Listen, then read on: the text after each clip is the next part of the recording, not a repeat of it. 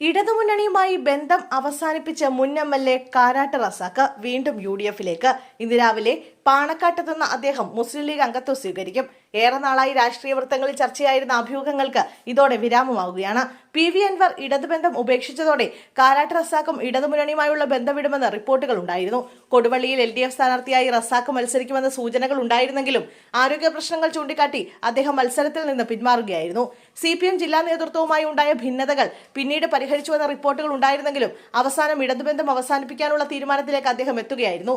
മാതൃസംഘടനയിലേക്ക് മടങ്ങുകയാണെന്നാണ് റസാക്കിന്റെ പ്രതികരണം.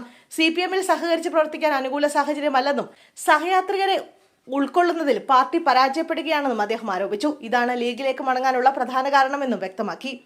ഇന്നലെ ലീഗ് നേതൃത്വവുമായി നടത്തിയ ചർച്ചകൾക്ക് പിന്നാലെയാണ് അന്തിമ തീരുമാനം കൈക്കൊണ്ടത്.